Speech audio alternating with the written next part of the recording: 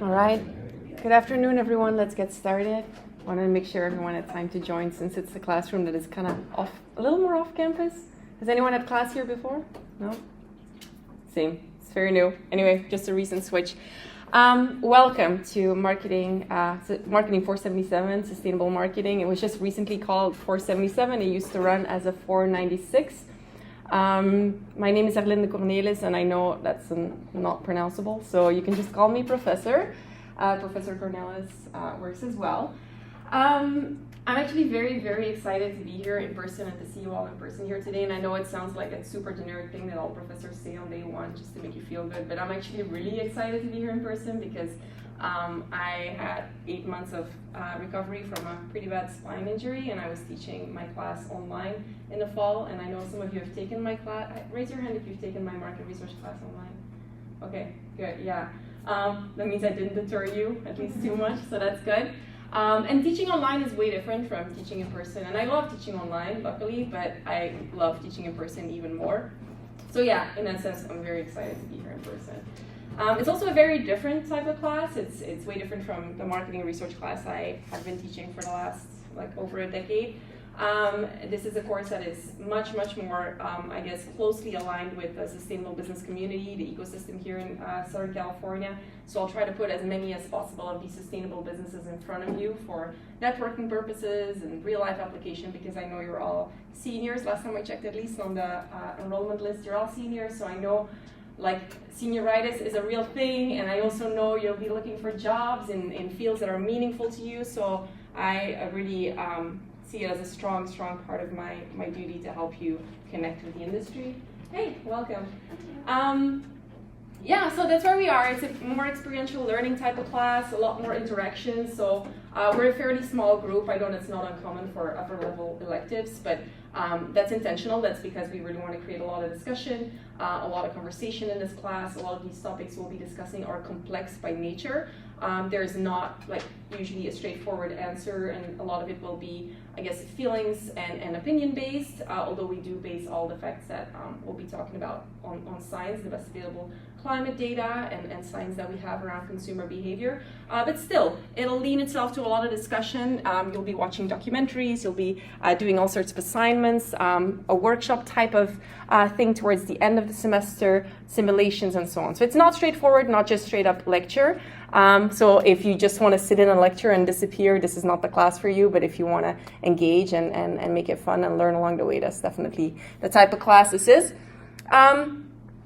But before we dive into the details of the class, I want to make sure I introduce myself properly so you know who I am, because we'll be working together pretty closely, like I said, this semester. So I think it's really important that we relate from human to human, not just professor to students or anything like that.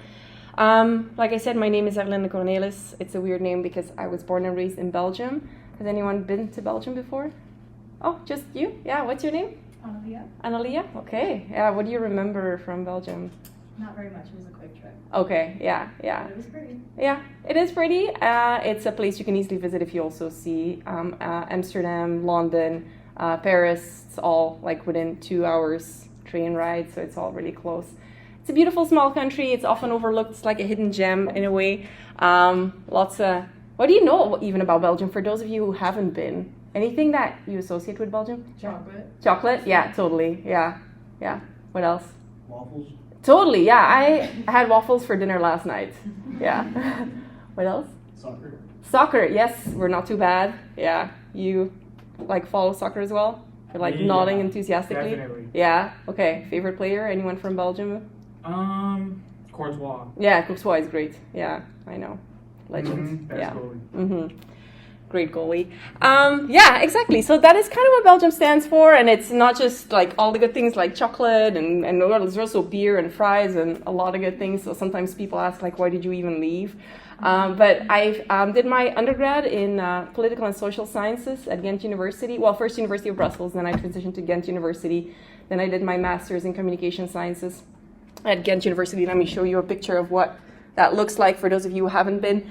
And then I completed my PhD also in Belgium. I was part-time living in the Netherlands with my boyfriend at the time. That was in social marketing. So basically, health marketing, marketing for social good, that kind of stuff. So very much like public service announcement type of campaigns that I tested experimentally. And then after my PhD, I was 25, dumped my boyfriend, ready to move to the US, and I actually did. All of those things are true. And on my 26th birthday, I arrived in San Diego for what was supposed to be a one-year postdoctoral program. I got a grant from the Belgian American Educational Foundation to come to the US for 1 year. And in that year that I was here as a postdoc researcher, I was hired. So I stayed on as full-time faculty, and that was in 2013. So a long time ago. Like I said, I was a baby. The first time I was teaching was just 26. It was definitely different, like in the classroom back then, but definitely fun. So that's my story, how I ended up in the US. And my day-to-day is actually pretty diverse. A lot of students think that professors mainly or only teach, and that is a misconception. Our heart is usually in teaching, but a lot of our day-to-day is very different. So teaching is just a relatively small component of what we do. Professors, especially the ones with the academic background or a PhD, they are mostly tasked with research. So that's advancing marketing science by doing primary research. So that is typically experiments or big data analytics. I'm on the experimental side, so I do experiments. Those of you who've taken my market research class know that I'm pretty much like a marketing research geek as well. Really enjoy science and advancing that and understanding consumer behavior.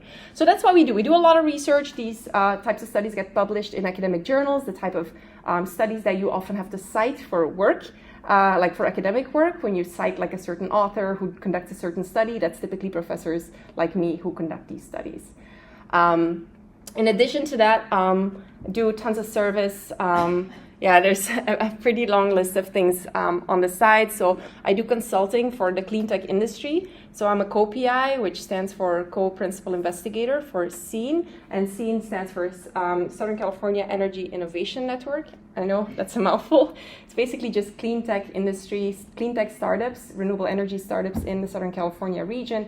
And I help them connect with grad students or help them directly with their go-to-market strategy. So basically helping to move the needle in clean energy. I've been working for the past 5 years on a Department of Energy grant on climate resilience in underserved communities. You know, when there's power outages in a lot of these places, people really cannot afford to lose their entire fridge worth of food, or they are maybe on durable medical equipment like ventilators, or they need AC just to stay alive in certain like more desert areas of California. So I study climate resilience in those communities together with a few grad students. I chair as the SU's Senate Sustainability Committee. So that is the committee at the university level for all things sustainability. So that's across the entire campus. That's really fun. I enjoy doing that. And I serve on Senate Executive Committee, which is a small committee that reports directly to the president to decide on any strategic direction for the university. And my role is, again, the sustainability voice in that. So, and then some advising for student orgs and nonprofits and some volunteering. So definitely keeps me busy. So I used to teach in a sports MBA program, but I currently teach only undergrad because I actually prefer teaching undergrads. And a sustainable marketing course is my favorite one to teach. So you'll see my enthusiasm. I really enjoy this. But anyway, so I also have a life outside of work. I think work-life balance is super important, and I value that in students as well. I think this is absolutely important. Work hard, play hard. In my case, personally, I really enjoy the outdoors, and I appreciate that even more after being pretty much immobile all summer due to the spine injury. Being able to like hike and backpack and ride my bike, I love those things, so that's what I enjoy the most. Climbing as well. I started climbing about a decade ago and still really love it. In my personal life, I also really care about sustainability, so it's not just some performance.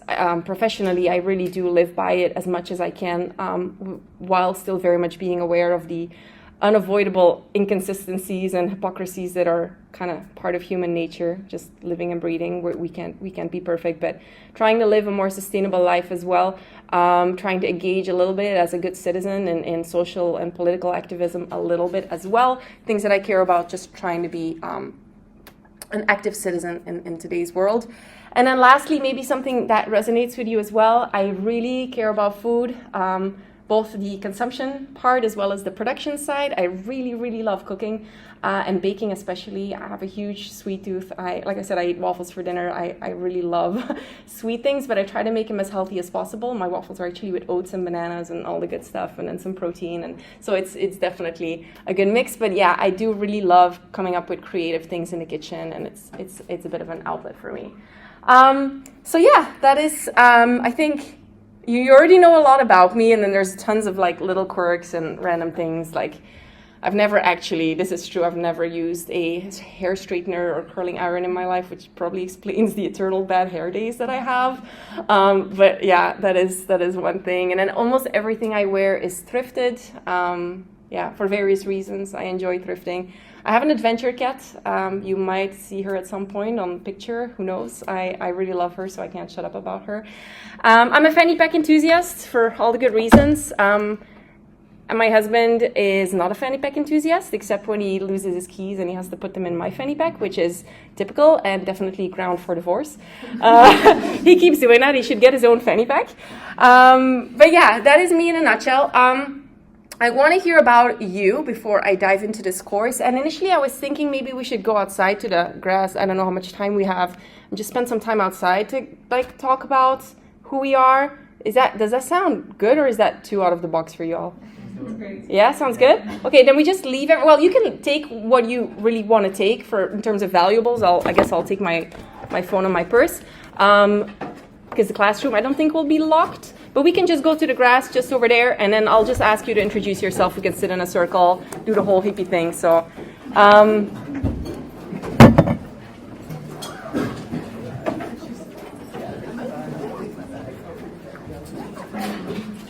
I hope this is not going to shut down. This is also an elegant way for those of you who want to like drop this class to just elegantly leave. No one will notice. I'm kidding. Hope you all stay. Let's go. Just the grass on the other side.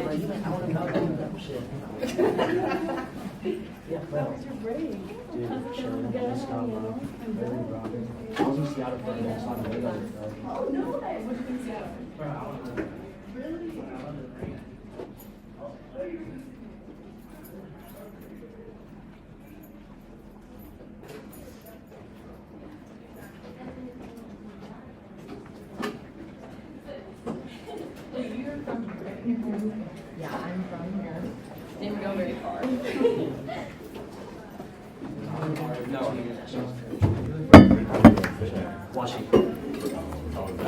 Alrighty.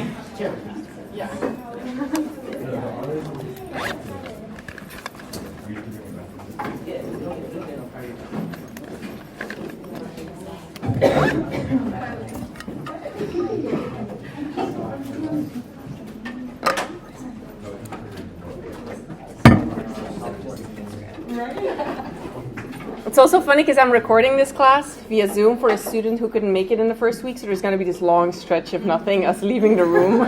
So I'll have to do some editing and cutting here and there. Okay, like I said, please make a name tag, because there's no way I'm going to remember your names otherwise. So it takes me a few weeks to really start knowing everyone, and again, it's important to me to know your name at least. So if you have a piece of paper, great. If you don't, I'll give you one. I have a few, I think, hopefully. And use it again the next few weeks. Like, just keep it with you in your backpack if you can.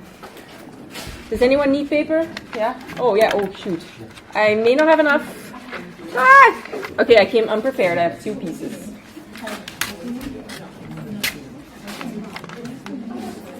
If anyone else can share, that'd be super appreciated. Ask around. Yeah, I put a lot.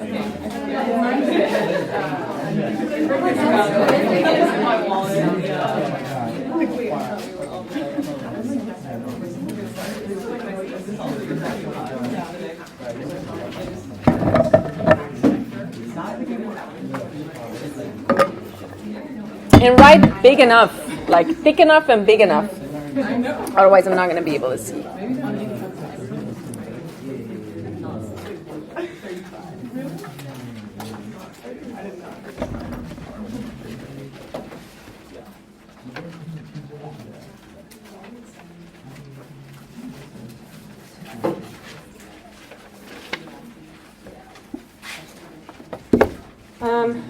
And then, actually, while you're doing this, I'm going to use this moment to do attendance because this way I know who's here today. So, Sophia, yeah.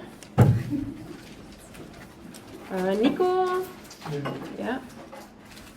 Christian Patrick, no. Analia, yeah, seen you. Kira, if I don't pronounce your name correctly, please correct me. So, I want to make sure I do it right. Noah, we have I think 2 Noahs, but yeah, Noah Michael. Sophia, yeah. Oh yeah, another Sophia Cardenas. David, yes. Jaden, yeah. Philip, oh no, he emailed me. Zoe, yeah, I've seen you. Brenda, yeah. Will, no. Annabelle, yes, I've seen you. Vanessa, yeah. Jackie, yes. The second Noah, yes. Noah the second, sounds so royal. Sonia, yeah. Dane, yes. Kelly, see you too, yeah. Landon, no.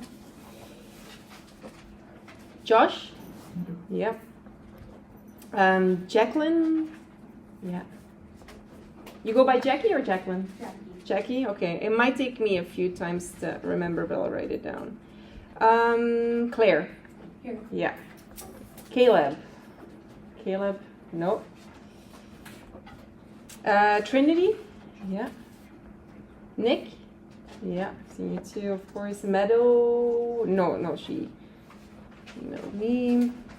Nicholas, Nick, second Nick, no. Bella, yeah.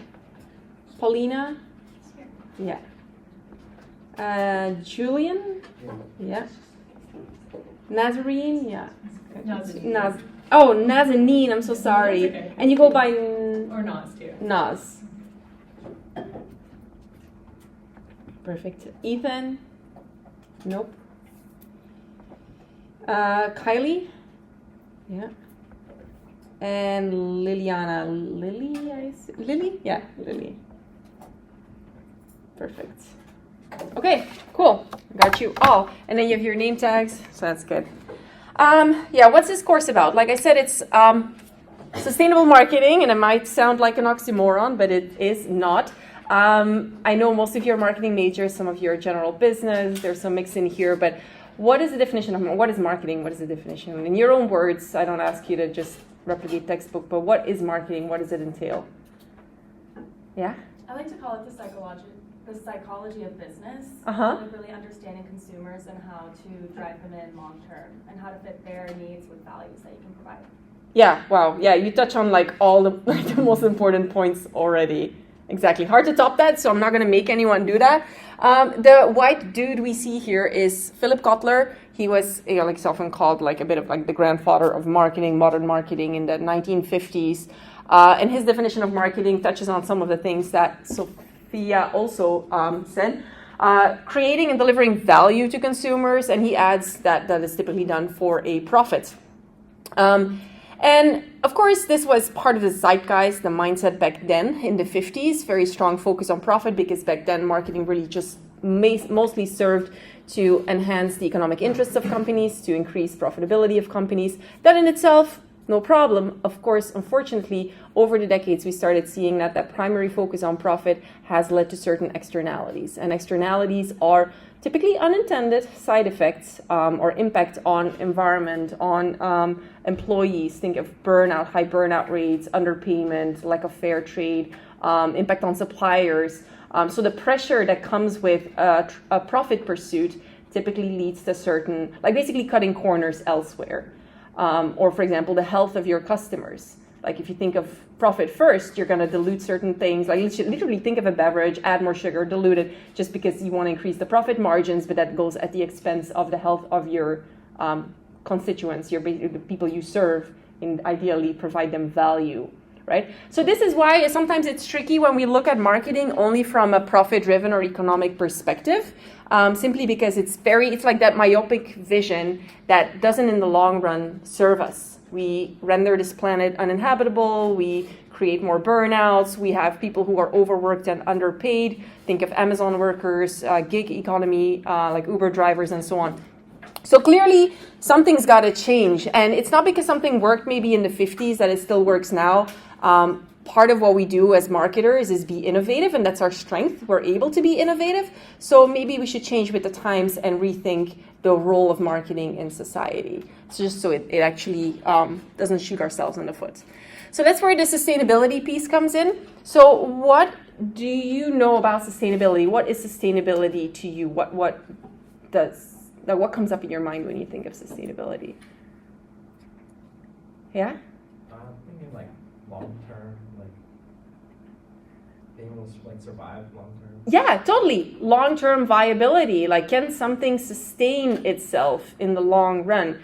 Totally. It totally has that long-term perspective, because sustainability really literally means the ability to be maintained or sustained at a certain rate or level. Otherwise, it's just not sustainable.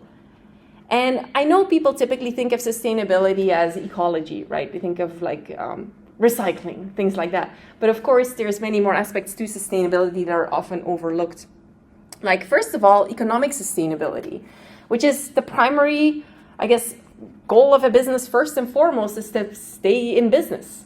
Because you can't do good if you want to do good as a business or as a nonprofit if you can't sustain yourself, if there is no cash flow, if there is no way of actually financially sustaining yourself, then you just cease to do business. So of course it makes sense that economic sustainability is important, but also on a micro level for individuals, like we all have to like pay the bills, make ends meet. So economic sustainability is important.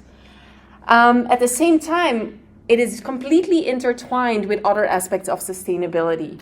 Such as, for example, environmental sustainability. And environmental sustainability pertains to the habitability of our planet, basically the use of our natural resources.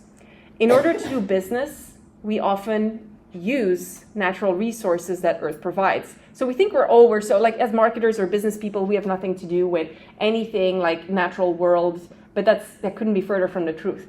We extract oil, gas, minerals, like the laptops we make, almost everything comes from, in essence, Earth materials. And they're finite. So the way we currently extract to produce goods and then discard them, pollute and use and consume and so on, at the rate we are doing that, we're basically like running into a dead-end street because there's only limited natural resources and we are trying to seek finite or infinite economic growth. So that asks or begs the question, like, can we have infinite economic growth on a planet of finite natural resources? So how does that even rhyme? Like, how can we make that work? Which is why innovation, again, is so important. Think of clean tech, renewable energy, so we can actually find a source to sustain our businesses and sustain our lives at the quality of life we have without, like, depleting the earth. It is also intertwined with social sustainability, like I already touched upon. Social sustainability pertains to the well-being of our people. So basically, the quality of life of can we sustain a certain quality of life for for current generation without diminishing the quality of life of future generations? So are we taking away from future generations? That is all part of social sustainability as well, but also things like equity, social justice, work-life balance, and so on are part of social sustainability. And these are the typical three ones we talk about when sustainability: economic, environmental, and equity or social sustainability. But I like to add a fourth and a fifth one on a more micro-level scale, and that is, first of all, physical sustainability, which technically you could embed under social sustainability, but I want to give it extra attention because our personal health is absolutely necessary in order to have a sustained life. Like literally, we would drop dead if we cannot sustain our current systems in our body. So going for a walk, taking a break whenever you need it is so essential in order to sustain yourself. And it also goes hand in hand with worker rights and so on. People who literally like fall asleep in an Uber car when they're driving obviously would not be sustainable. And then mental sustainability, I want to give that extra emphasis on this one as well, because this is, again, super important and necessary to sustain our lives. Think of, again, burnout, depression, FOMO, social isolation, and a lot of these things got accelerated after the pandemic. And I know to some extent, technology is driving that. Technology connects or allows people to connect, but I know many of you, when you were talking about your happy place, a lot of you were talking about places where you're not necessarily on your phone. You feel more free, you feel more connected to people when you actually talk with animals who are obviously not on social media. Think of the detrimental effects of constant reinforcement of certain ideals and lifestyles and how it slowly starts creating that brain rot that we all experience. Big part of being able to sustain our levels of happiness and lower anxiety. So I'm going to give you a quote that I think really resonates with the idea of this class.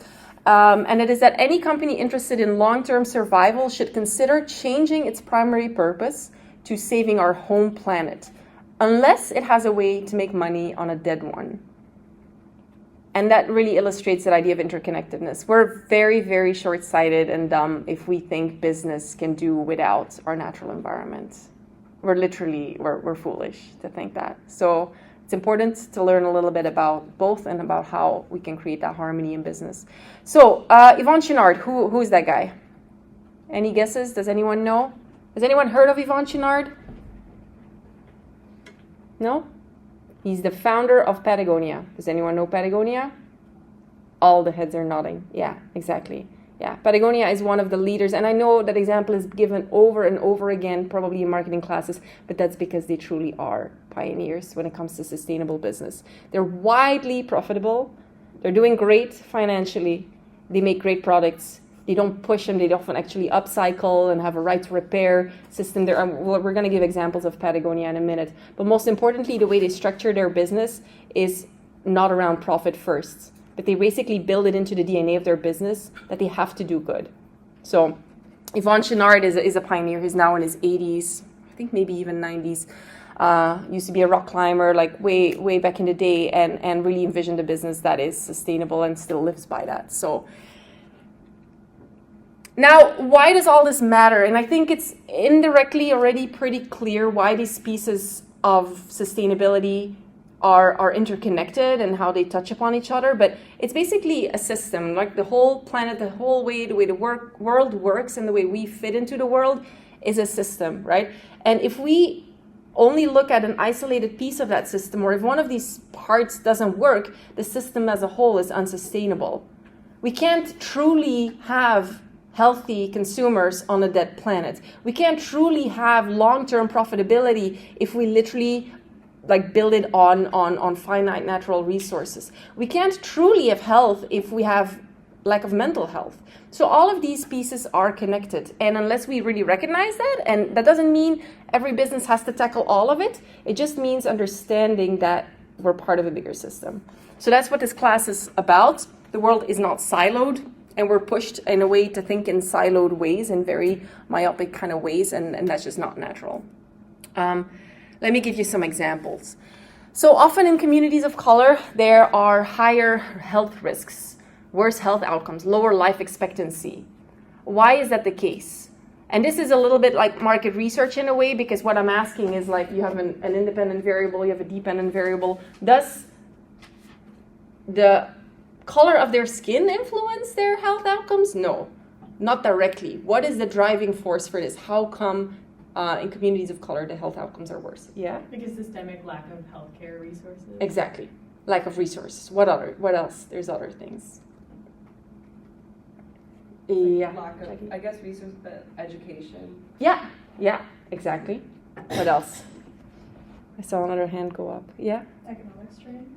Analia. Yeah, economic strain. Anything else that comes to mind? These are all correct, by the way. It's often not just one cause. There's a cluster of causes, such as, for example, these. In areas, like basically areas with more pollution is often areas where people of color live. Why is that? That's for economic reasons, because they've been historically suppressed. Denied home ownership will have talks about systemic inequality and how that ties into economic justice and social justice. But a lot of these communities, they're more exposed to environmental health risks. Think of, for example, if they open a new like factory farm, it's often not in La Jolla, it's often in areas where people of color and lower economic communities live, and therefore they have more of the effects of these factories. Think of like polluted air and so on. So the whole environmental justice field is entirely dedicated to this. So that's just one example, but of course, compounded effects of economic and health inequalities, access to healthcare, all of the things you mentioned as well. So that is the reason why we have these effects. And there's another example that could illustrate the interconnectedness of issues. So you have, on the one hand, you have, of course, like big problems in the world, like the climate crisis, which is essentially rising global average temperature, and that leads to more migration, civil war, refugee crisis. How can something purely environmental, literally global average temperature increasing, lead to social issues like that? What could be the driving or the explaining variable here? Yeah, Analia? It puts a strain on resources and people end up fighting over those resources. 100%, exactly.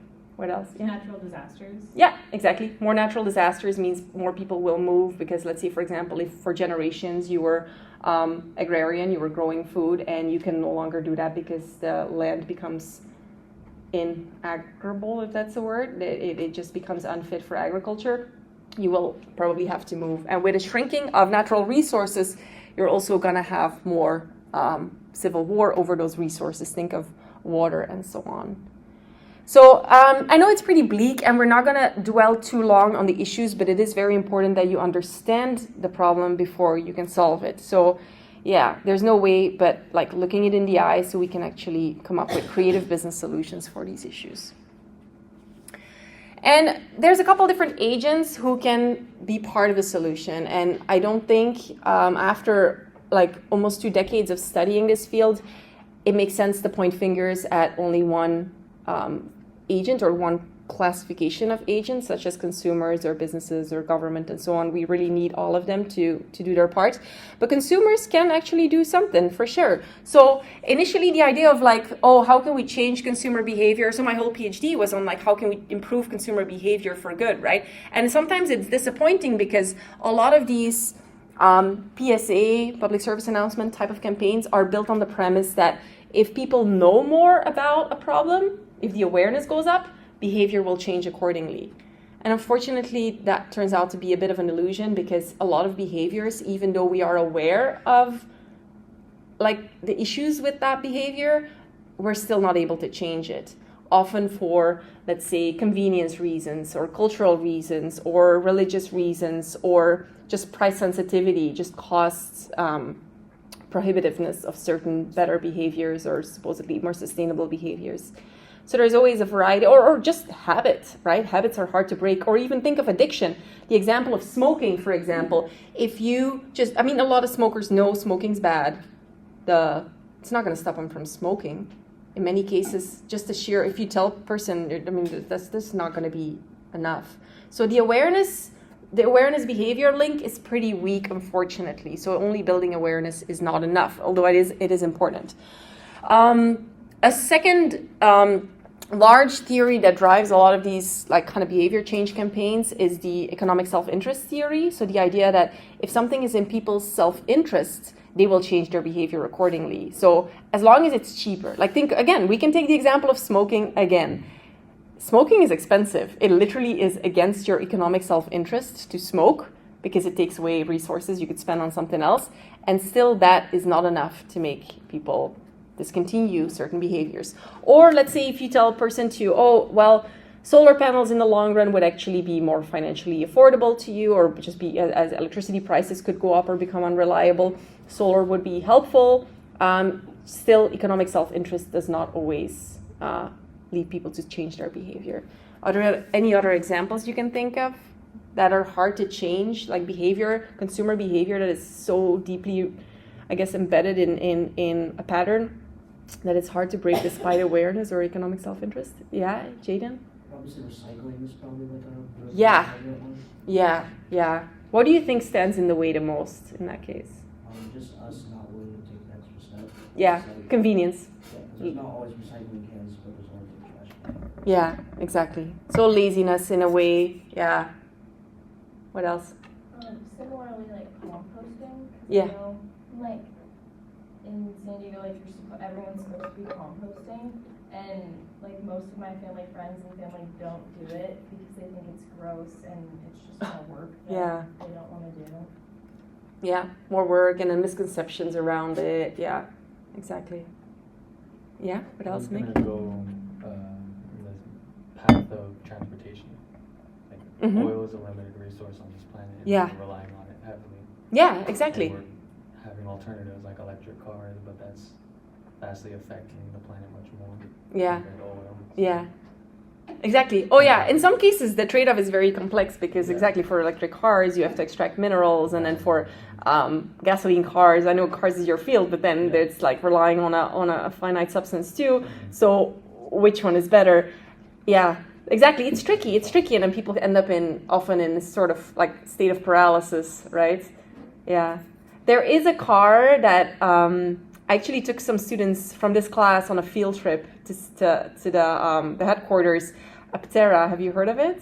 Patera? Aptera, Aptera. Is that hydrogen power? No, not hydrogen. It is directly solar powered, so it does not need batteries. The whole entire roof is basically covered in solar panels, and it charges directly in the sun. And it's a startup. It just recently went public. It's growing. It hasn't launched yet, but it's in Carlsbad, their headquarters, Vista Carlsbad. Yeah. Super cool. Yeah. Because they built a vehicle, since you're really into cars, we can geek out about this for a second, but they built it to be so efficient, the shape of it and everything, that the drag of the entire car, is the amount of drag of just the rear view, the side mirror of like an F-150 pickup truck. That's how efficient it is. And then just the solar allows. In Southern California, it would be easy to drive this way. Anyway, so super cool. Look it up. One of my former students ended up working there, and she gave us a whole tour, me and the students. So that was really cool. Maybe I can arrange something. We'll see if I can do that. So just to show you that behavior change is often hard. So you know that a lot of you have taken consumer behavior as a course or currently taking it. So it's not always that straightforward. So we cannot only put the onus on consumers. We can't only think like, oh, consumers will save us here. Oh, as long as like consumers. Well, we do have a role to play. We definitely do. We drive demand. We can topple businesses. Consumer activism, for example, like how certain, like Spotify went way down after people started boycotting. Target went down. Like a couple things where consumers can have a real impact. At the same time, we need businesses to be on board as well if you want systemic change. So let's talk about the role of businesses. And I want to show you a short clip, which is actually an intro for a book by Naomi Klein. She's a Canadian author and scientist. She's absolutely wonderful. Highly recommend you to read the book. It's called This Changes Everything. And you'll see once I make my slides available on Canvas, underneath in the note pages, there's tons of extra resources. If there's ever anything like, oh man, the book she mentioned, what was that? Either you can email me if it's not in my note pages, but usually I include it in my note pages. So you'll have lots of reading material and viewing material. But let's take a look. I hope the sound is on. It In doesn't. December 2012, a complex systems scientist walked up to the podium at the American Geophysics Union to present a paper. It was titled, "Is Earth Fucked?" His answer was, yeah, pretty much. That's where the road we're on is taking us. But that has less to do with carbon than it does with capitalism. Our economic model is at war with life on Earth. We can't change the laws of nature, but we can change our broken economy.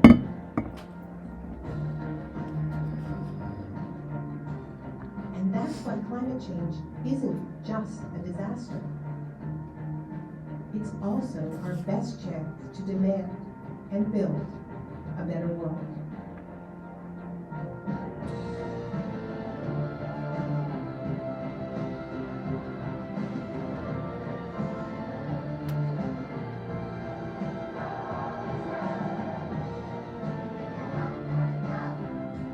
change or be changed.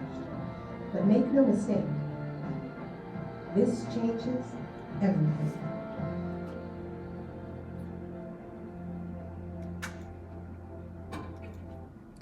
It was on the quieter side, so I'm gonna check the audio to make sure that for any next video I can get it a little bit more volume, but hopefully you were able to hear it at least. So it really illustrates the idea that businesses are implicated in creating the kind of change we need because they are part of the problem. They really are implicated in the creating the crisis in the first place. And here's another quote that again I think summarizes this beautifully. I'm going to read it slowly so you can have it sink in. Businesses are implicated in creating the climate and ecological crisis. As governments continue to walk back their social and environmental commitments, however, corporate responsibility becomes doubly urgent.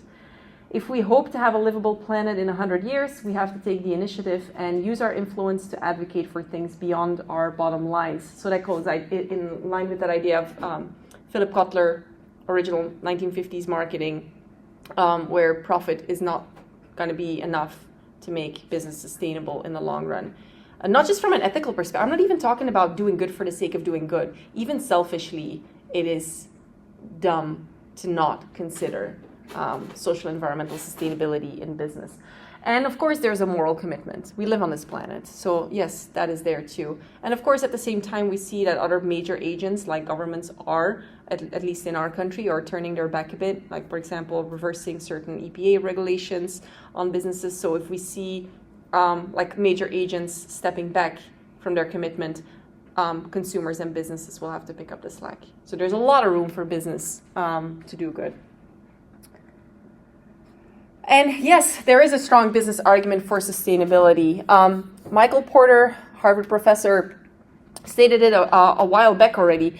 He basically, and he's like the old white guy type who typically doesn't consider social and environmental sustainability as much, and he even admits to it. These are his own words. He's like, I'm not the kind of social problems guy, he says. But he says there's a true opportunity and a duty in a way for business, because the premise he makes in this video, and I'll let you listen in a second, is that to solve social and environmental problems, what have we created in this world? Mostly nonprofits, right? We're like, okay, yeah, sure. There's nonprofits who take care of the homeless, and there's nonprofits who take care of rescuing animals, and all the bad stuff in the world will be solved by nonprofits. Meanwhile, business is a separate thing, and we make money. That's what we do. It's like very much juxtaposed, right? And his premise is that, well, nonprofits are never going to succeed in solving all these social issues because nonprofits have a resource issue. They have a hard way to make money.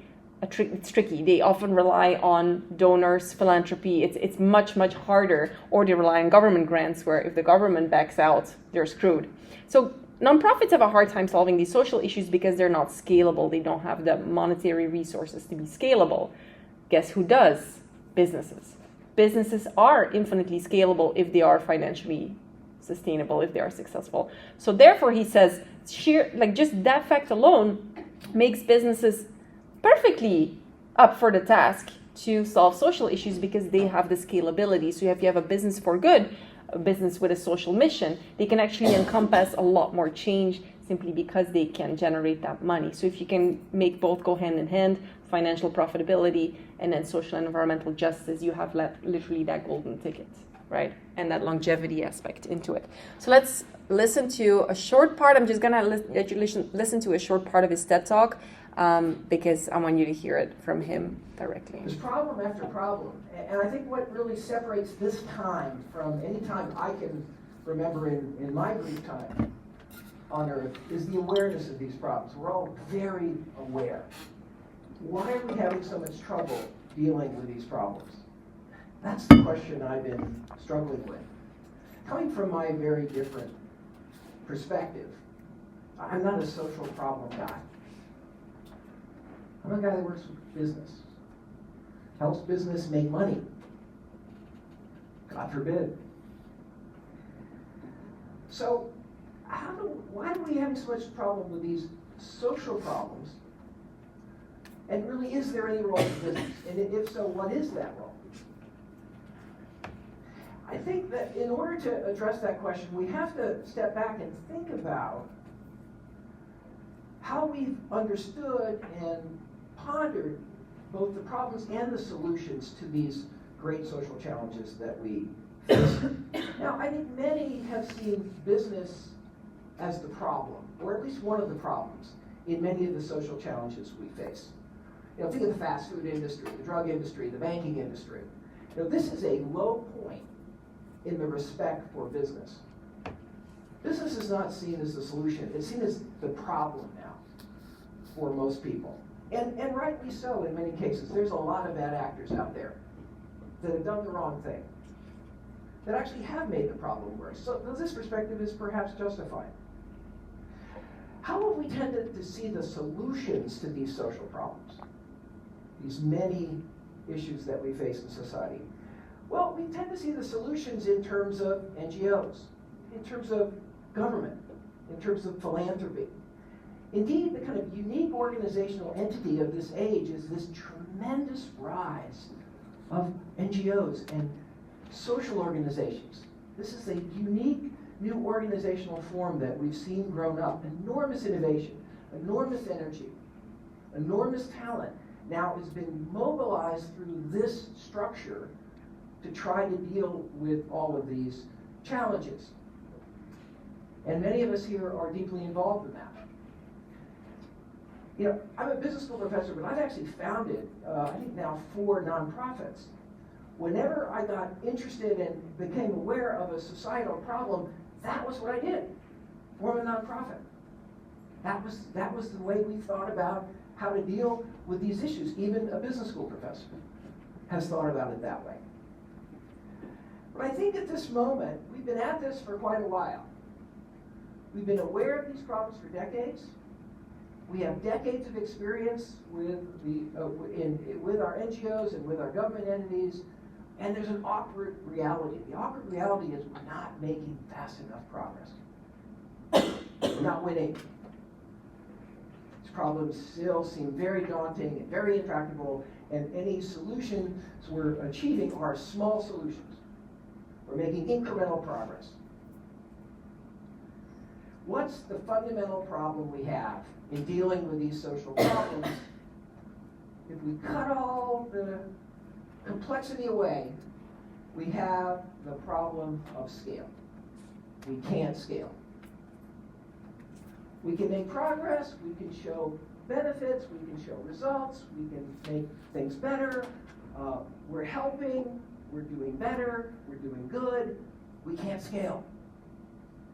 We can't make large-scale impact on these problems. Why is that? Because we don't have the resources. And that's really clear now. And that's clearer now than it's been for decades. There's simply not enough money to deal with any of these problems at scale using the current model. There's not enough tax revenue. There's not enough philanthropic donations to deal with these problems the way we're dealing with them now. We've got to confront that reality. And the scarcity of resources for dealing with these problems is only growing, certainly in the advanced world today, with all the fiscal problems we face. So if it's fundamentally a resource problem, you know, where are the resources in society? How are those resources really created? The resources we're going to need to deal with all these societal challenges. Well, there, I think the answer is very clear. They're in business. Why? All wealth is actually created by business. Business creates wealth when it meets needs at a profit. That's how all wealth is created. It's meeting needs at a profit that leads to taxes, and that leads to incomes, and that leads to charitable donations. That's where all the resources come from. Only business can actually create resources. Other institutions can utilize them to do important work, but only business can create them.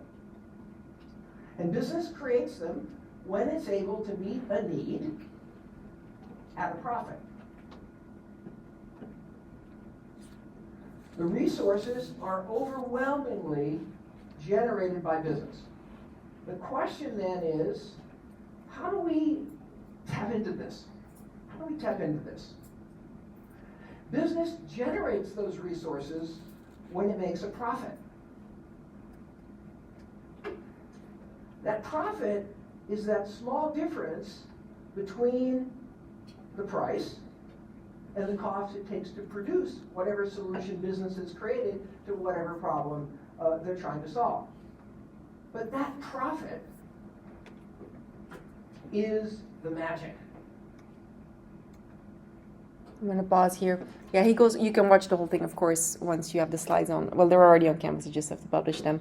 But he goes on to make the argument that that profit is what allows for businesses to be scalable, and therefore to, of course, tackle more problems or tackle them more efficiently, tackle more societal problems. So really merging the social impact aspect with business, which is a very sound argument, of course, but again, does not take away from the role of other agents in society, such as consumers or governments.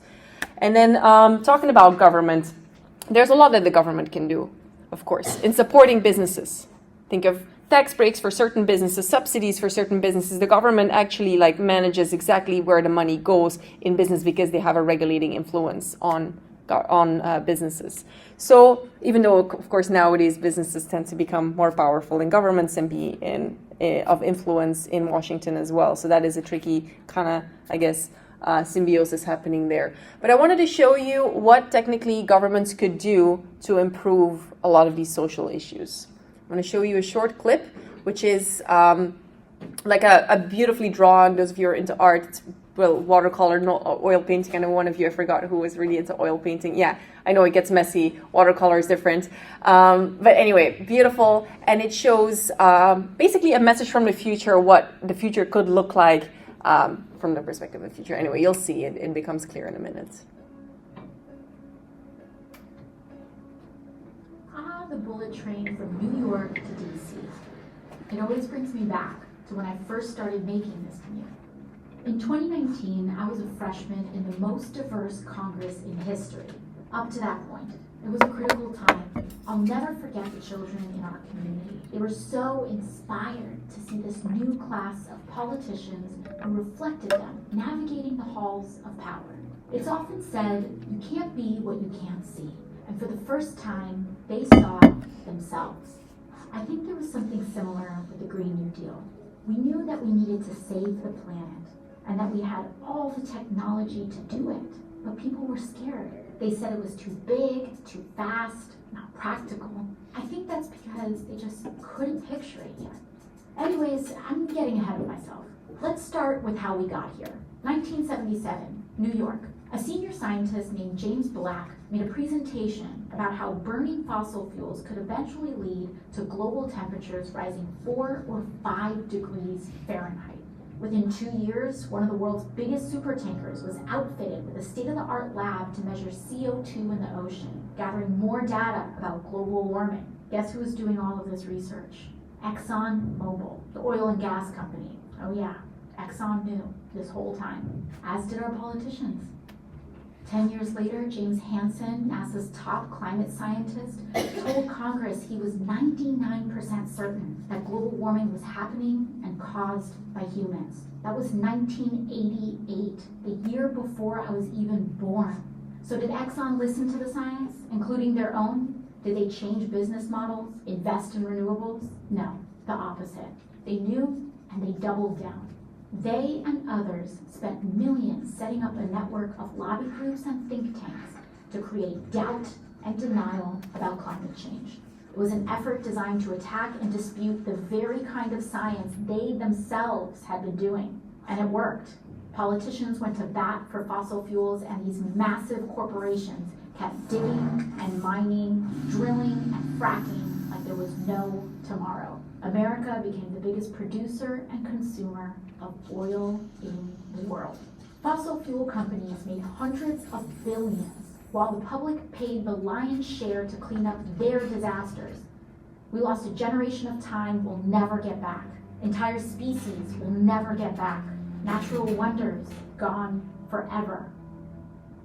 And in 2017, Hurricane Maria destroyed the place where my family was from, Puerto Rico. It was like a climate bomb. It took as many American lives as 9/11.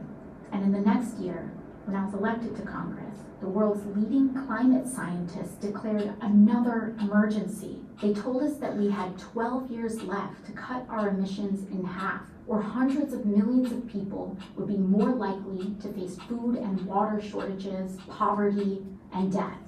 12 years to change everything. How we got around, how we fed ourselves, how we made our stuff, how we lived and worked, everything.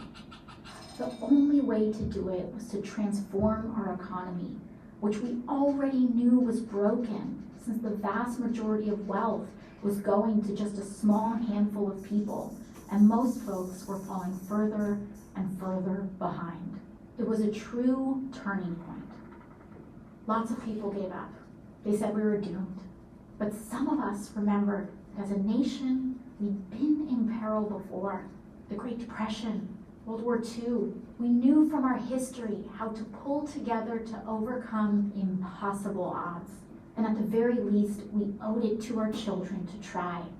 The wave began when Democrats took back the House in 2018, and then the Senate and the White House in 2020, and launched the decade of the Green New Deal, a flurry of legislation that kicked off our social and ecological transformation to save the planet. It was the kind of swing for the fence ambition we needed. Finally, we were entertaining solutions on the scale of the crises we faced without leaving anyone behind. That included Medicare for All, the most popular social program in American history. We also introduced the federal jobs guarantee, a public option including dignified living wages for work. Funnily enough, the biggest problem in those early years was a labor shortage. We were building a national smart grid, retrofitting every building in America, putting trains like this one all across the country. We needed more workers. That group of kids from my neighborhood were right in the middle of it all, especially this one girl, Ileana. Her first job out of college was with AmeriCorps Climate, restoring wetlands and bayous in coastal Louisiana. Most of her friends were in her union, including some oil workers in transition. They took apart old pipelines and got to work planting mangroves with the same salary and benefits. Of course, when it came to healing the land, we had huge gaps in our knowledge. Luckily, indigenous communities offered generational expertise to help guide the way. Ileana got restless, tried her hand as a solar plant engineer for a while, but eventually made her career in raising the next generation as part of the Universal Child Care Initiative. As it turns out, caring for others is valuable, low-carbon work, and we started paying real money to folks like teachers, domestic workers, and home health aides. Those were years of massive change, and not all of it was good. When Hurricane Sheldon hit southern Florida, parts of Miami went underwater for the last time. But as we battled the floods, fires, and droughts, we knew how lucky we were to have started acting when we did. And we didn't just change the infrastructure, we changed how we did things. We became a society that was not only modern and wealthy, but dignified and humane too. By committing to universal rights like healthcare and meaningful work for all, we stopped being so scared of the future. We stopped being scared of each other, and we found our shared purpose. Ileana heard the call too, and in 2028, she ran for office in the first cycle of publicly funded election campaigns. And now she occupies the seat that I once held. I couldn't be more proud of her, a true child of the Green New Deal. When I think back to my first term in Congress, riding that old school Amtrak in 2019, all of this was still ahead of us. And the first big step was just closing our eyes and imagining it. We can be whatever we have the courage to see.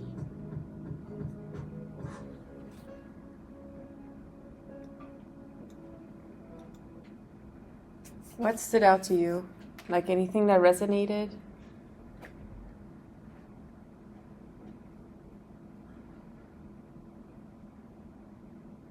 Yeah? Like the research on like the climate itself being done by ExxonMobil. Exactly. Yeah.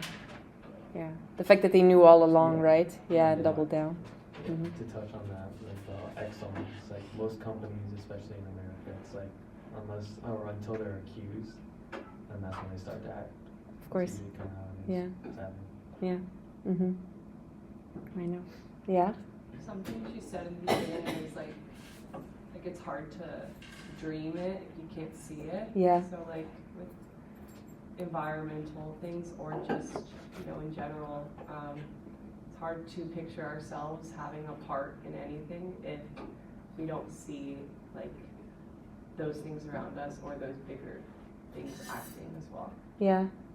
That's very spot on what you say, and that's part of why I want to bring a lot of sustainable businesses in front of you in this classroom, so you actually see people doing it. There's a whole world, like post-graduation, where you don't have to sell your soul for money. Like you can actually make a really, really good living doing really, really awesome stuff with creative people who actually try to work towards a solution. And it's not futile. It's actually really, really impactful. You really make a dent. So it's true. If you don't see it, it's hard to envision like what can we as consumers do, or how can we envision a world that is so different. But like we've had societies before, and there are societies on this planet. There's no flawless society for sure. That's an illusion. But there's definitely, perfect is the enemy of good, right? There's certain things we can do much, much better if we demand that kind of change. So, yeah.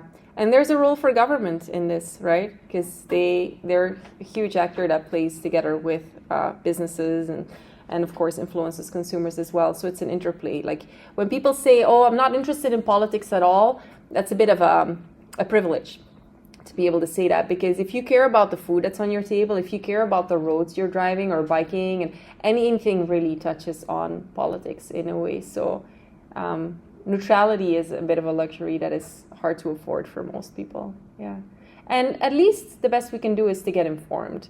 This is, by the way, not a class where I'll be like telling you what to think. I'm just going to be asking you, what do you think? And how do you feel? And how can we together come up with solutions that seem to work better, at least for most people?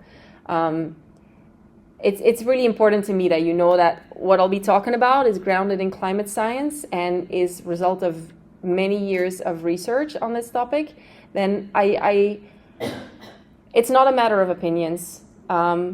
And it's also a bit ironic sometimes that climate science is talked about as something you believe in or not, because it's not really something to believe in or not. If 99% of climate scientists, which is again currently the best available science we have, is in consensus about these things, it's not a matter of opinion, of feeling like, yeah, it's that just the point is get beyond that and start focusing on solutions.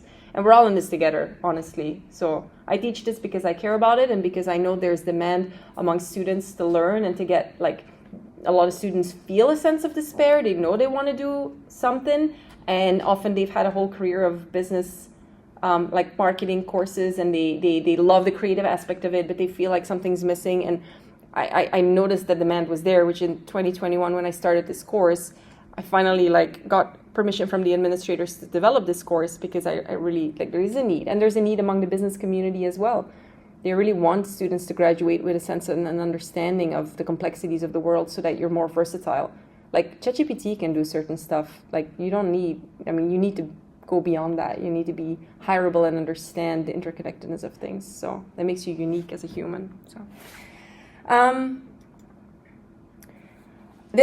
going to be very concise on this, and then I'll just talk a little bit about the practicalities of the class, and I'll still let you out early. But just a bit of a one-on-one quick history on what governments have done regarding sustainability. So, of course, it's come a long way. Since the 70s, there's been a lot of awareness around climate issues and social justice issues. The progress has been very slow. But one of the, most pivotal documents for sustainable development has been the Brundtland Report in 1987. It was called Our Common Future. That's the year I was born, so definitely a long time ago. And it was introduced by the back then, former Norwegian Prime Minister Brundtland. You see her right here. Pretty remarkable to have a head of state in the 80s as a female, and she made a lot of progress when it comes to the concept of sustainable development. So really aimed at policy solutions, and it was an attempt to understand the interconnectedness of these issues we were just talking about and how we can actually achieve sustainable development. And then further, this was built on by the United Nations. They have a whole agenda for sustainable development consisting of 17 interlinked goals called the Sustainable Development Goals, the SDGs. Has anyone heard of UN's SDGs before? Does that not ring a bell? Okay, so these are basically, the United Nations, obviously huge. Tons of countries are part of it. United States still part of it too, even though they stepped out of certain lower level councils within the United Nations. They're overall still part of the United Nations. And the United Nations in 2015, under the Paris Climate Agreement, committed to basically improving on 17 different, I was going to show you 17 with my fingers, but I don't have enough fingers, 17 different goals, different objectives that we want to achieve. And they're called the Sustainable Development Goals. They're things like eradicating or eliminating world hunger, improving education or access to education, all these things that technically, how could you not be in favor of those? Pretty common sense goals that all of the United Nations countries ascribe to or want to help achieve. However, they're not legally binding because the United Nations are not a legal entity. They're not a world government. There is currently no world government, which makes it very hard because global issues are global. So environmental issues, social issues, transcend artificial boundaries of a nation state, but legality is still so bound by a local or a federal government. So that makes it really tricky to actually achieve change. But here's the United Nations Sustainable Development Goals. They're really massive. You absolutely need to know them. I don't need you to memorize them, but you need to get really familiar with them. I have them on the next slide, more easily presented. So there's a video on them, but I'll skip that. Here they are again. So no poverty. I hope you can read it. I also realize my introduction slide with the yellow is very hard to read, so I might have to change that. Anyway, no poverty, zero hunger, good health and well-being, quality education, gender equality, clean water and sanitation, affordable and clean energy, decent work and economic growth, industry innovation and infrastructure, reduced inequalities overall, sustainable cities and communities, responsible consumption and production, climate action, life below water. I know I forgot who, but one of you was really into fishing. Raise your hand. Yeah, exactly, David. Life on land, peace, justice, and strong institutions, and then partnership for the goals. So these are the 17 Sustainable Development Goals where for a lot of companies, for example, when they are reporting on their impact, you know how companies, I hope you know, they do financial impact reports, right? At the end of the year, they show their progress, financial numbers and so on to their investors. How have they done? Well, nowadays it becomes much more common, luckily, to also do an environmental impact report or a social impact report. We call them sustainability reports or SDG reports or CSR report. There's multiple names for it, but they essentially mean the same thing. They try to measure how well they've done, not just in terms of profit maximization, but how well they've done in moving the needle on these goals. So often companies now use the SDGs as a guide to strive for, basically saying okay, we want to strive for these goals, and we'll explain how we made progress towards these goals. And if you were to put them in 4 buckets: planet, people, prosperity, and peace. Let me write that down. People. I'll write them below one another.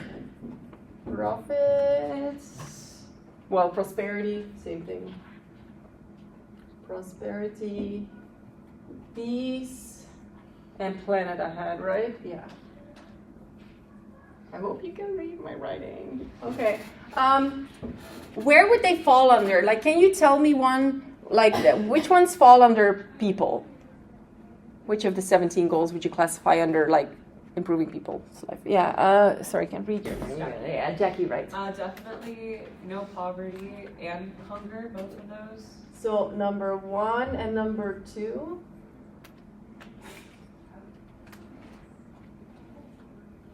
Would you argue that no poverty also falls under prosperity? Yeah. What else?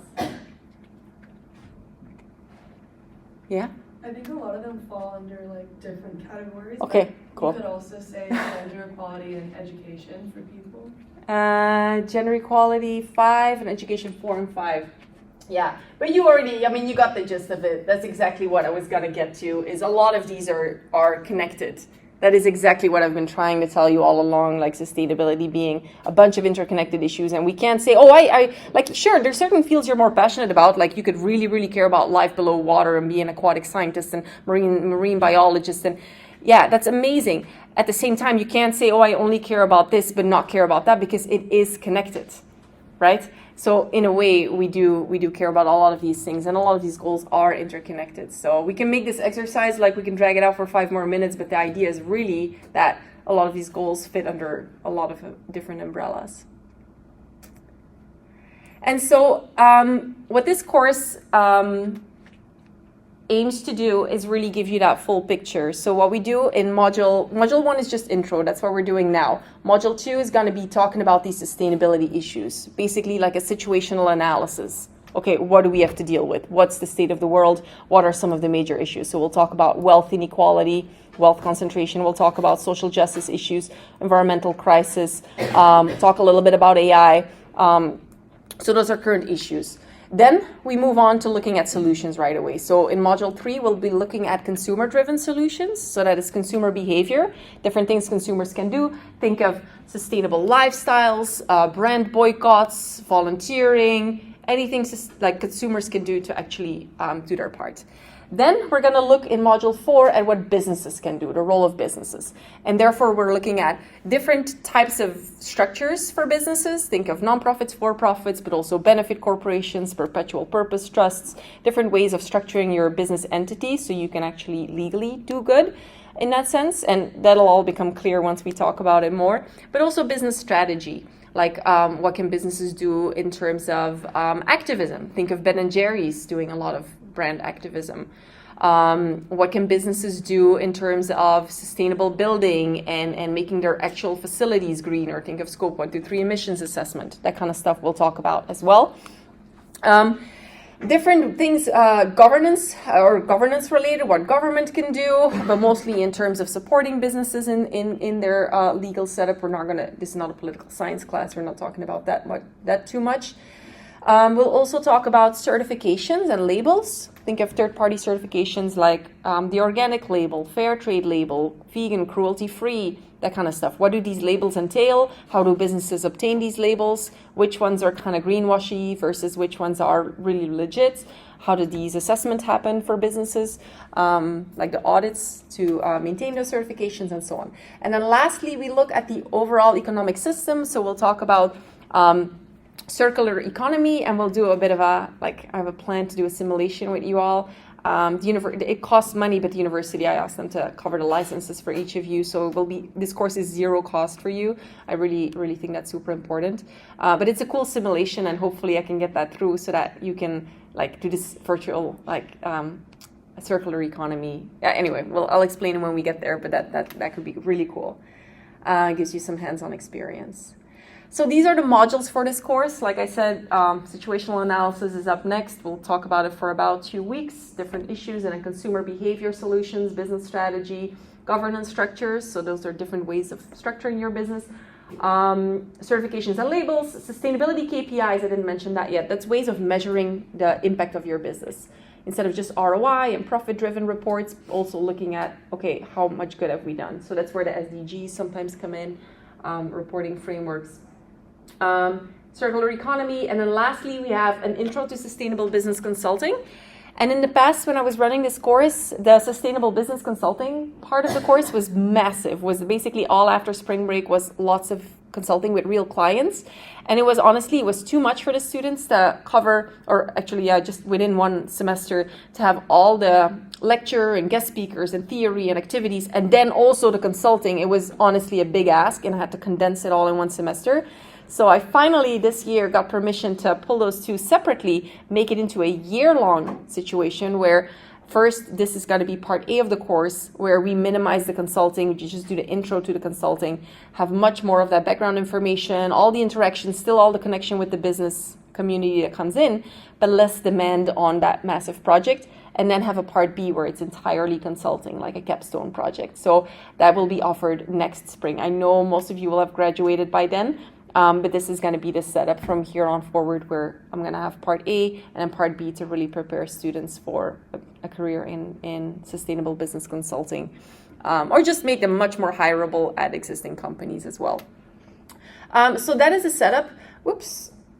Skipping ahead, I know it's a little blurry, but I copied this from the syllabus. This is the course learning outcomes. What you'll learn is the interconnectedness of social, environmental, and economic sustainability issues that affect marketing decisions.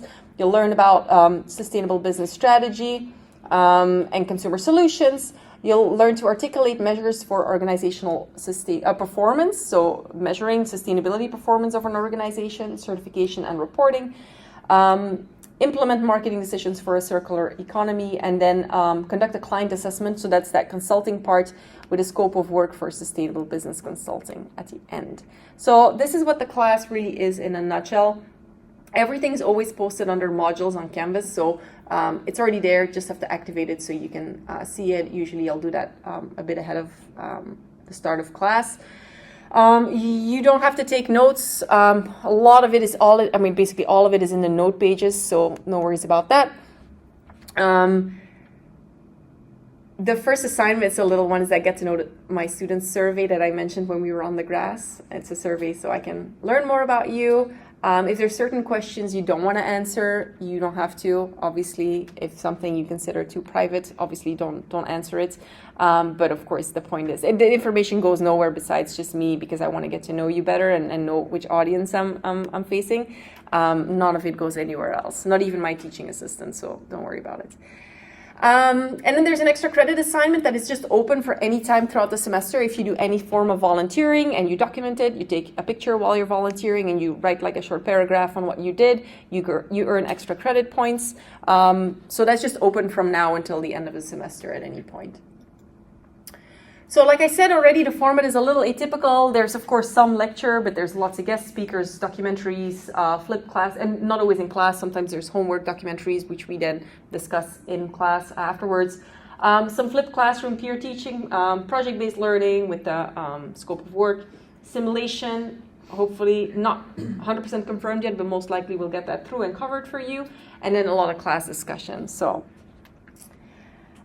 this is what the assessment will be like. So there will be a lot of individual low-stakes class participation. That's all the little assignments almost every week for every module. There's something cool, like for example, listen to a specific podcast, go for a walk at the beach while listening to the podcast, and then we'll have a discussion about it, things like that. So it's not like boring, dry stuff. It's really cool stuff that often you can do, or that you would do maybe anyway. You would watch a documentary maybe anyway, and I'll just have a discussion on it. Q&A with guest speakers, which is easy points. Every time we have a guest speaker, I ask you to do some research on them in advance. I provide some resources so you don't have to like spy on them or like track them down online. And then you formulate a question. You don't have to ask that question in class, although I encourage you to do so because these people come here, and of course it would be lovely if you actually interact with them, but at least you post that on Canvas. You get points for the question you think of in advance, that kind of stuff. So a lot of low stakes stuff. Then there's an individual final exam at the end of a semester, and this will be something new-ish to most of you probably. It's going to be an oral final exam. Yeah, I see faces go like smile and no smile, and I don't know. So it's not as daunting as it seems. So what this oral exam will be like is basically a conversation about what you learned in this class. So this is not the type of content that lends itself to multiple choice. And you all hate multiple choice too. So, I mean, honestly, right, we hate all sorts of exams. This is going to be much better because the way I'm going to set it up is you'll come in, you'll get 15 minutes to prepare. Basically, you'll pull some questions from a jar, These questions, I will give you example questions. So again, in due time, I'll prepare you. But these will be questions more like, how do you relate XYZ to what you learned in class? Like, for example, a certain practice that a company does, and you talk about it. So anyway, you have time to prepare. You can write things down, but you leave your phone and everything aside. You just use your brain and what you remember from class. It's not always factual. I'm not going to ask you to just summarize the 17 SDGs, none of that. So you write down your answer. You can use scratch notes and all that stuff. And then you come to me and I'll ask you the question and we have a conversation about it. You kind of like a job interview, which is very common. The reason why I use this format now is, again, the content doesn't lend itself to strict yes, no, incorrect, correct type of, that's just not what this class is about. Second of all, this prepares you for public speaking and prepares you for on-the-spot questions that you may get from an employer. You're all about to graduate. They often ask, not just, oh, what's your GPA? No, they ask, what did you learn in class? Oh, this class, they're like at a job interview. Oh, cool, this class, what did you learn? What was this about? Or they might even subject you to certain little tests where they say like, okay, we're going to have you come up with something like creative writing or something on the spot, like analyzing a strategy for a company and say what's good or bad about it. Or so this is very reflective of the real world. That's why I want to set that up for you this way. And it's not going to be scary. It's just me. So it should be good. Yeah? Well, you said it was just you, so I was going to ask if it was in the classroom, like group setting, or if it was going to be individually one-on-one. Individually, yeah. I'll most likely have my TA assist with bringing you into the classroom. One student can prepare just notes in like just quiet on their own time. Then after 15 minutes or whatever it'll be, I'll brief you on the details. You come in and have that conversation just with me, and then move on to the next. So it'll be time intensive for me, for sure. Much more intensive than a multiple choice type of exam, but it will be much more relevant for this type of content. So that's the final exam. That's worth 20% of your final grade. Then there's 3 group projects. They're small. One is case study presentations. So you'll see in the class schedule for certain dates. Actually for most dates starting from I think mid-February. I'll have you in small teams present a case study. So basically, let's say, for example, the course or the module, that class, the topic is about upcycling. Okay, then the team who chose to present on upcycling will present a case study of a company pertaining to upcycling. And it's short, it's like 25 minutes max. You present this company's sustainability report, you find information on them online, and you talk about what this company does, how it is relevant for upcycling, the good and the bad of this company. Anyway, all the specifics are on Canvas. It's really detailed, the information there, so you'll find what you need to do over there. Okay? And so every team presents on a different day. So it's not like long sessions where everyone presents and it's like tedious to listen to. It's like just 25 minutes at the end of certain lectures. So that's one group project, and you get to choose your own group, no worries. Group project 2 is that simulation that I talked about. This will take place in class. And group project 3 is scope of work development, which is kind of like workshop-y style, also taking place in class. So very little ask of you outside of class time. And then there will be peer evaluation applied to your group project score at the end of the semester. So, like I said, the individual component of this class is not just the exam, it's also the class participation, lots of low-stakes, fun assignments. The group project 1, like I said, is those case study presentations, small teams, short presentations. You prep at home, you present in class. Any questions about that? No? Group project 2 is that simulation, which is, again, small teams, 3 to 4. Which will also happen, in class, so there's no prep time or work outside of class. I mean, optionally, you could meet up with your little team outside of class as well, but it will take place, you can see in the class schedule, it will take place after spring break on a Tuesday and a Thursday, so 1 week that we devote to the simulation. It's kind of like a game. Imagine like gamification, like you play a game, you have this company, and you have to set certain parameters, and if you, like for example, it's all circular economy based. So let's say if you have a product that is not sustainable at all. Sorry, I was wondering, when does class end? In 10 minutes. Okay. But probably in 5. Okay, thank you. No worries. You work for this fictitious company, and let's say the product is not sustainable at all, but your marketing, you set your parameters so your marketing is heavily focused on sustainability, then you might lose points because you're greenwashing. things like that, right? Or you have to make certain decisions with the budget you have. How much do you allocate to XYZ? So it really runs a simulation, the way business decisions really happen. At the end, basically you compete with the other teams and see who has the best outcome. Okay, so it's really fun anyway. So more information on that will be announced. And then lastly, Group Project 3 is again taking place in class. That's that intro to consulting where you'll work for a client to develop a scope of work. Scope of work being basically kind of like a consulting contract. I'll explain everything in due time. I don't want to overwhelm you now, but it's really fun, and it produces a single document that is an outline of what a consulting project would look like for a client based on their needs. So it's really cool. So it's also during class time, like I said. Now, final ground rules and disclaimers I want you to walk away with is that in this class, please know everything's interconnected, nothing is static. The world is evolving, so sometimes there's going to be new information coming up literally as we go this semester because regulations change or, literally societal events change, so keep that in mind. There's also much more in the field of sustainable business than we can possibly cover in this class. And this is an intro to sustainable marketing in the sense that you'll walk out of this class knowing really well what the playing field looks like overall. And you'll maybe even become an expert in some of these, but it's really hard to, for example, make you an expert in Scope 1, 2, 3 emissions assessment because it takes years of training to even get that down. But it'll give you a very good understanding of the sustainability field, give you a seat at the table. You'll be able to have a conversation in this regard. So also realize I see myself more as a moderator or a guide in your learning process. I'm not authoritarian in any way. I'm not that kind of professor. I'm here because we all want to make this world a little better and learn. I'm here to help you learn. That is my role. This is all grounded in mutual respect. I really respect you as humans very, very much, and of course expect the same for you to each other and to me. It could sometimes sensitive topics come up that could be maybe controversial or maybe just personally sensitive to some people. So if someone needs to take a breather, walk out, that's totally fine. I mean, it's not going to be a drama class, no worries, but I just want to make sure that everyone feels safe and heard, okay? It's really important to me.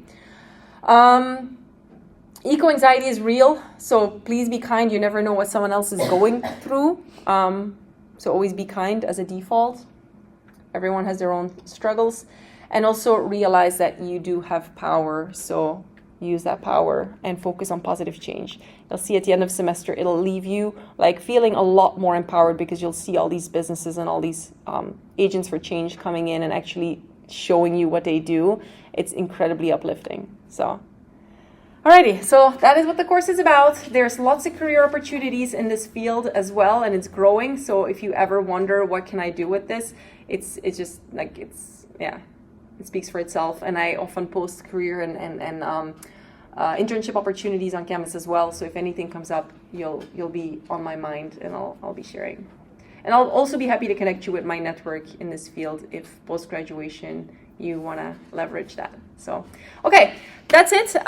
Thank you so much for your time. If you have any questions, you can ask me. I'll stick around for another few minutes. So it was lovely to meet you all. And keep those name tags.